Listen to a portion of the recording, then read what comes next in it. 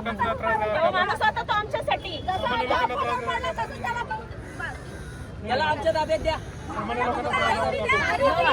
सत्कार करू आमच्या हातातील. आम्ही फटाके फोडू, फटाके. फटाके फोडू साहेब. आणि खरंच पोलीस स्टेशनचं आम्ही नाव उज्ज्वल करू. आमच्या ताब्यात द्या. आमच्या ताब्यात द्या साहेब. सामान्य हे लोकांना सगळ्यांनी कोणाला काय शांत व्हा, अर्जन्सी खाली असेल काय बसून घ्या. असेल जेव्हा आरोपी येईल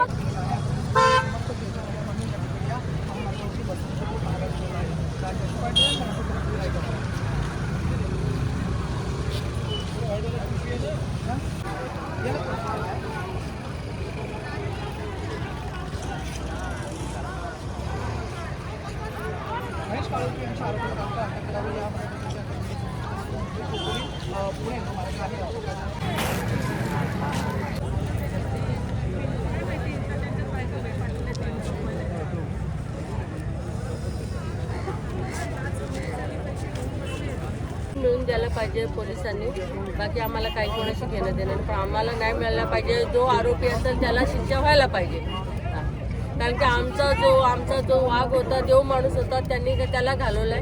म्हणजे त्यांना पण पोलिसांनी घालवलं पाहिजे. त्याला शिक्षा ही द्यायलाच पाहिजे. सकाळी 7 वाजल्यापासून 8 वाजल्यापासून तुम्ही येत आहात. सकाळी 7 वाजल्यापासून व्हायला आली. अजून हो. पोलिसांकडून काय असे उत्तर? शाळेत गेली नाही, ट्युशनला गेली नाही. लहान लहान लेकरं सुद्धा रडतात. त्यांना काय कळत नसेल तरी सगळी लहान लहान पोरं सुद्धा रडतात त्याच्यासाठी. म्हणजे काहीतरी असेल ना, काहीतरी त्यांनी केलं असेल, कमवलं असेल ना, म्हणून तर एवढं सगळं केलं ना. नाहीतरी मूर्ख आहेत का सगळे येऊन उभं राहायला? मग त्यांना शिक्षा व्हायलाच पाहिजे ना. मग गप्प कसे बसणार कोण? त्यांना शिक्षा ही व्हायलाच पाहिजे. आमचं सगळ्यांचं मत आहे, त्यांना शिक्षा व्हायलाच पाहिजे. त्यांना पकडून आणायला पाहिजे. बस. घराला बंदोबस्त का केलाय? तर पोलिसांनी तो बंदोबस्त हलवावा. आणि मग गावाल्यांचं पूर्ण गावाल्यांचं एकच मत आहे का ती 3 घरं गावात नाही पाहिजे. मला एक पोलिसांशी मी बोलली, पण ते बोलले आमच्यापेक्षा तुम्ही गावाले जास्त बोलाल तर ते लवकर डिसिजन होईल का ते 3 घरं गावात नाही पाहिजे.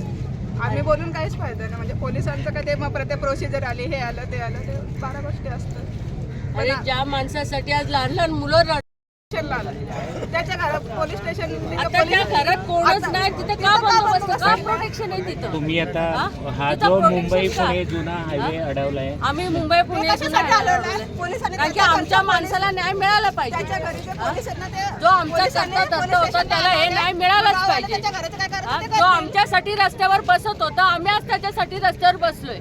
तो आमच्यासाठी रात्रंदिवस जाऊन येत होता. हा, तो त्याच्या जीवाची पर्वा करत नव्हता. तो अख्ख्या रस्त्यावर येऊन उभा राहायचा. एकटा वाघासारखा लढायचा. यांच्या गांडीत दम नव्हता म्हणून यांनी मागून हे केलं, त्याचा घात केला, त्याला फसवलं आणि त्याचा घात केला. पोलिसांनी त्याच्या घराचं प्रोटेक्शन हलवावं. मग गावाला त्याचं घर